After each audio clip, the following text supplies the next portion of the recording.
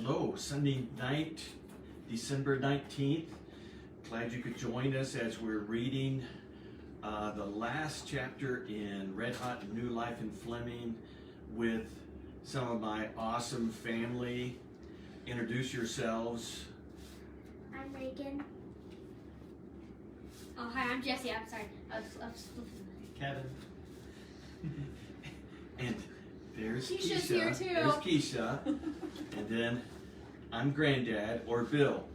So we're reading the last chapter, and it's set on Christmas Eve at the service at First Baptist Church in Fleming. And then we have a little prank that the two bullies, Timmy and Johnny, try to pull, and that's how the book ends. So we're going to start. Here we go. Christmas Eve. The congregation sang the familiar Christmas carols together. The sanctuary had been decorated nicely to reflect the celebration of the season. Ethan and Randy sang, "Joy to the world, the Lord has come. Let earth receive her King. Let every heart prepare him room." Their voices were still high. Bass and baritone had not taken root in them yet. Ethan had never been to a Christmas Eve service. It felt a little strange being in church on a day other than Sunday, but it felt good. Randy, this place is lit up more than downtown Fleming on the 4th of July. That's kind of how it is on Christmas Eve here.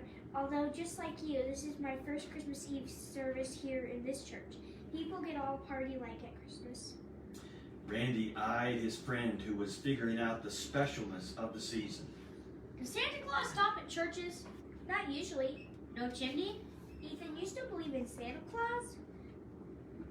Asked Randy with disbelief in his voice. I'm not sure. I guess I'm in that in-between period where I still want to be a believer, but I'm not. But I am having more doubts about the whole thing. A sleigh and reindeer and elves and such.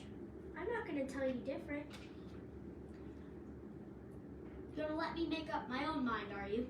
You should be able to. You're in 7th grade. Ethan nodded, not in agreement, but more because it made sense.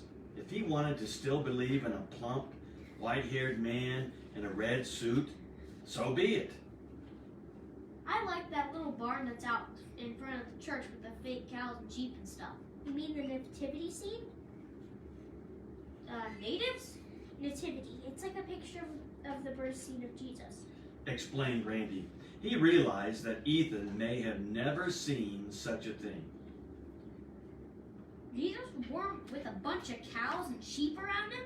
That's kind of weird.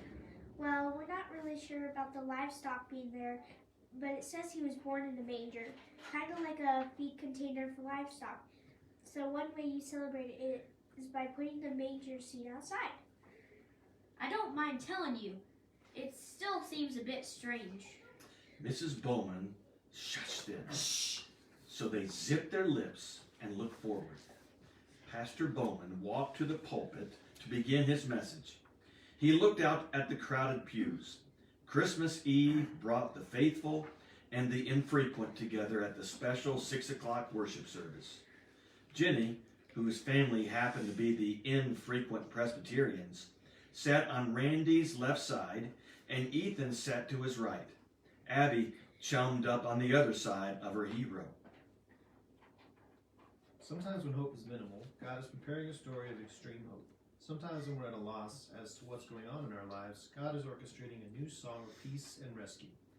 Who would have thought that the birth of a child in an out-of-the-way place would change the story of mankind? Who would have thought a new arrival young couple in an obscure location can make such a difference? Christmas is about preparing for the unexpected. Kent's eyes settled on Sarah and James. Just a few weeks ago, she had been lying in a hospital bed, struggling with the nearness of death and the emotional distance of her husband. Now the couple sat beside one another, holding hands and celebrating the birth of their love for each other. I know. We're excited about the wrapped presents under the trees at our homes, especially the ones that have our name on them. But Christmas is also about having the faith that believes that God is up to something that he is about to do something that is incredible. Ethan leaned over and whispered to Randy. Maybe God is using a redhead kid to do something with Fleming basketball. Quiet, Ethan. Just saying. And he smiled at no one in particular. After the service, Randy said goodbye to Jenny and started walking home with Abby and Ethan. Randy, have you ever had the feeling that you were someone special? Nope. Come on. You've had to have some thought about it at some time. Maybe not. Wait. Well, okay. Well, what do you mean by special? You don't think that hitting the game-winning shot in your first varsity basketball game, which, by the way, is also the first time a ninth grader has ever played in Fleming varsity game, doesn't qualify you as being special? He stopped on the sidewalk that ran in front of the nativity scene to stare at his friend, convincing him that the answer to his question was obvious. Maybe, but everyone is special in some way. They stopped in front of the nativity scene. Oh, come on. Don't give me that stuff that makes me think I'm talking to a school counselor. Okay, if we're all special, then you're super special. Abby spoke up. You're special too, Ethan. She smiled at him, but Ethan decided to act like he didn't hear her. Honestly, Ethan, I don't think about it. If enough people tell you that you're special, do you think you'd start believing it? Well, I guess. Why are you asking? Because people are seeing you in that way. But me, I can't erase the past. Now that I'm doing better in school, my teachers aren't seeing me as special or even reaching my potential. It's like they're suspicious, like I've invented a new way to cheat. It doesn't make any sense to them, and I almost feel guilty. But I didn't do anything wrong. I just started studying better. In time, they'll see you differently. I promise. When do you think people started seeing Jesus as being special? Like right away? Was he potty trained right from the get-go? Did he ever whine or pout? I mean, there had to be a point where people could see that he wasn't like other kids. They stared at the Christ child figure laying on top of hay in the manger scene. Looks like a regular baby right there. I don't really know. I hadn't really thought about it like that. That's what I do. I think about things like that all the time. He had to be special from the moment he was born, even if people didn't see it. He was Jesus. Said Abby, theorizing about the divine infant. Ethan smiled at her. I don't know. Maybe so. I just think about things like that. It's hard to think of Jesus doing all those miracles when you think that he started as a baby. He probably never sucked on his thumb or got a sliver in his finger or anything. That's what makes you special, Ethan. Asking all those intriguing questions. Maybe. I seem to have a lot of questions, that's for sure. The Thomas family sat in their living room staring at the Christmas tree that brightly glowed. A few packages under the tree had Ethan salivating in anticipation of ripping them open. You go ahead and do that, Clara. Go ahead, Ethan. Pick out one to unwrap. Ethan went for a box that looked like it had something besides clothes, underwear, or socks in it. He tore into the wrapping paper, decorated with peppermint sticks, and discovered that it contained a box with a new pup tent inside. Awesome! I could sleep out in the backyard tonight. But maybe not until the temperature gets back above 70 or so. Daniel Boone didn't worry about the temperature, Mom. He took it as it came. Daniel Boone wasn't 12 when he had to worry about sleeping outside. Still can't see him. Who's James? Oh, and he didn't sleep with a teddy bear. Ethan, give that gift over to the right of the tree to Papa. And the one right behind it is for you. Ethan picked up 2 small packages, handed one of them to his papa, and stared at the other one. Well, go on. Open it. Both of them tore into the paper. Inside of each of the packages, they found a pair of mittens and a toboggan hat. It took a moment, but James realized what they meant. Sarah, did you make these? Sarah could tell he was impressed. Maggie has been teaching me how to knit. I can't make a baby blanket as fancy as she does, but she showed me how to knit mittens and a hat for each of you. She started crying as she explained it. James walked over, lifted her off the couch, and kissed her like there was no tomorrow. I'm so proud of you. This is the best gift I think I've ever received. He kissed her again and sat down on the couch beside her. These are cool. Does this mean I can sleep outside sooner if I wore these things? Nope. Aw, jeez. Do you really like them? I love them. Actually, Mom was supposed to say that. Sarah. I love them. And James knew he really did. I don't think I've ever heard you say that you love something. James. Dad, Mom was supposed to Sorry. look right there. I don't think I've ever heard you say that you've loved something, James. I know, but I absolutely meant it. When did you learn how to knit? Back in September, I think it was, Maggie and I would knit and talk. She showed a lot of patience with her new student. It was wonderful. James took her hand in his and kissed it softly. Ethan sat in the floor staring with his mouth open. His parents were getting all mushy on him, but he was okay with it. For some reason, this Christmas seemed different. The day after Christmas, Randy went over to see Jenny. They talked about this, that, and the other, and then she put her hand on his arm and said, "So, I have a little Christmas gift for you. It's not much, but I thought you'd like it." She handed the wrap box to Randy, who looked speechless. Jenny, that's really nice of you. You didn't need to spend your money on a gift. Randy didn't have a present for her. Why didn't I think about getting her a present? "It's not much, Randy, really. Just open it." Randy fumbled with the paper around the gift, finally getting a tear in it and slowly unwrapping it. Inside was a book, The History of Kentucky Basketball. His mouth opened wide. The gift had deep meaning to him because of his grandfather. Perhaps some of the stories of UK basketball that his grandfather had shared with him would be written in. "Your grandfather's name is in there quite a bit. I thought you'd enjoy reading it," Jenny said with a big smile on her face. Jenny, this is awesome. I don't know what to say. "Thank you is sufficient." Thank you so much. She leaned into him and gave him a kiss on the cheek. He knew his ears were turning red, and probably his face. "I really like you, Randy Bowman, and not because you're a great basketball player, but because of who you are as a person." Randy was getting redder by the minute. I like you too. He looked at her for just a moment and then returned his attention to the book in his hands. He caught his bashful look. She caught his bashful look and smiled.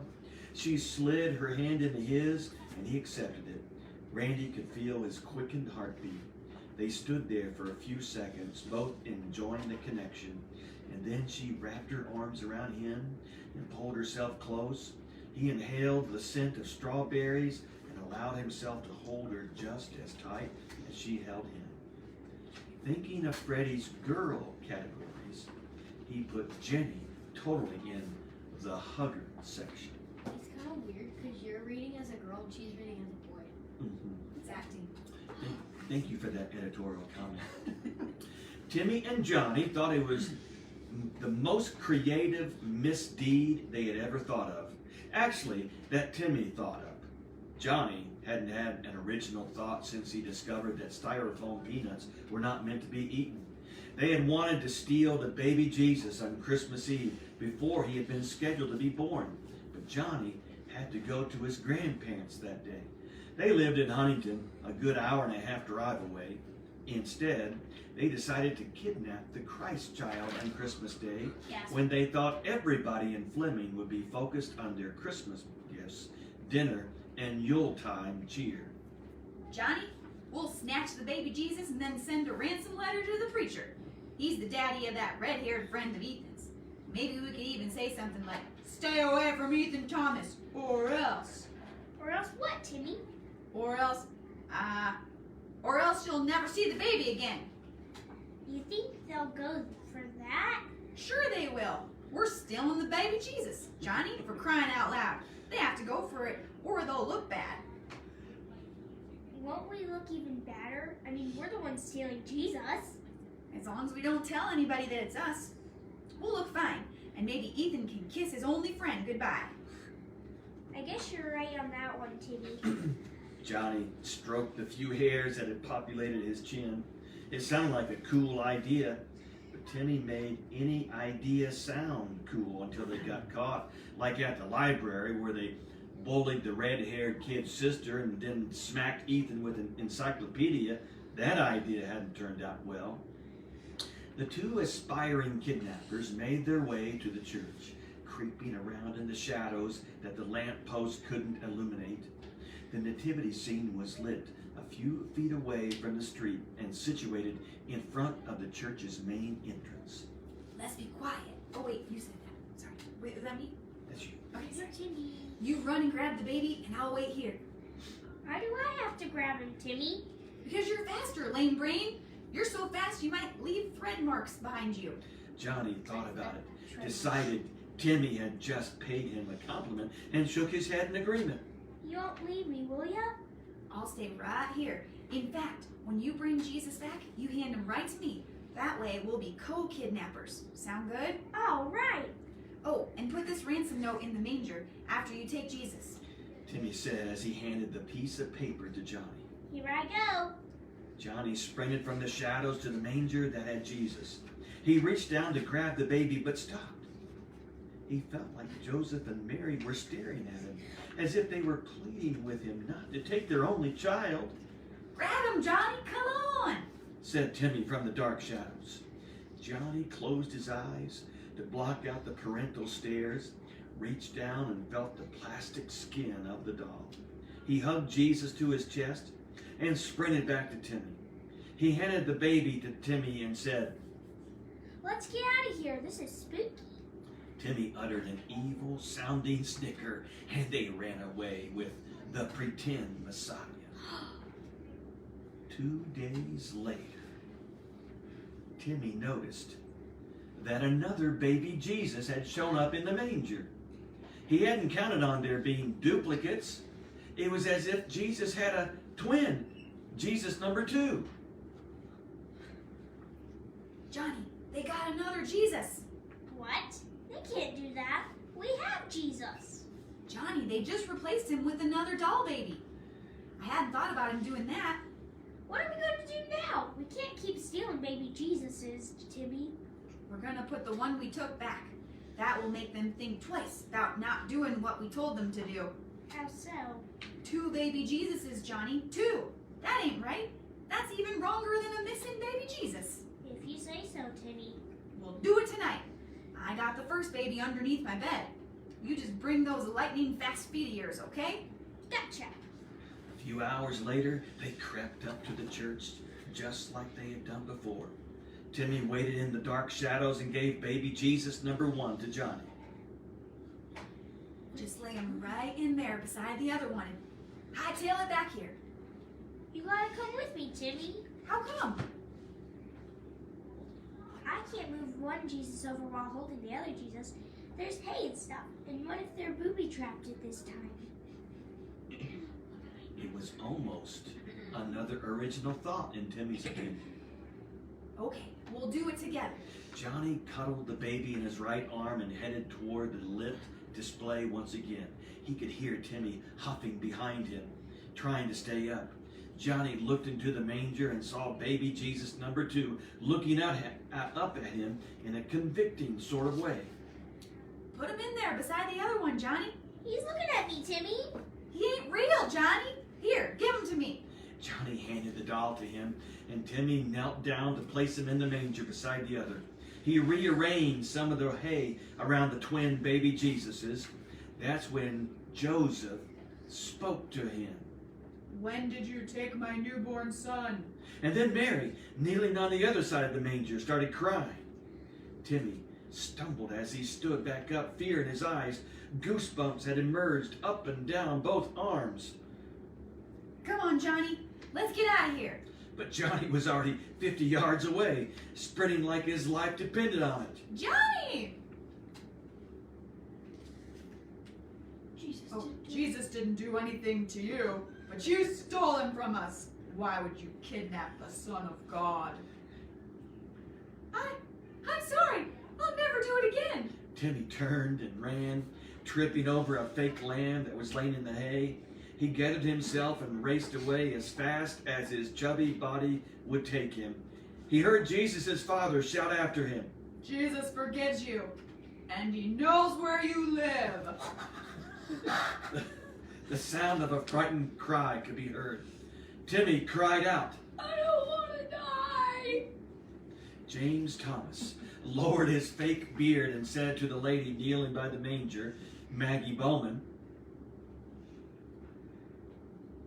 Oh, I don't think they're trying to steal Jesus again.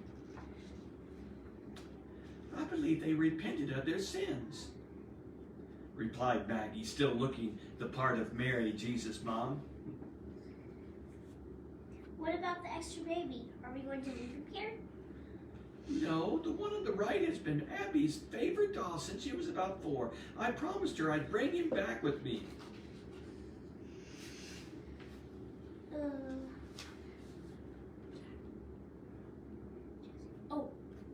Oh, that was awesome, said Ethan as he came down the front steps of the church with Randy.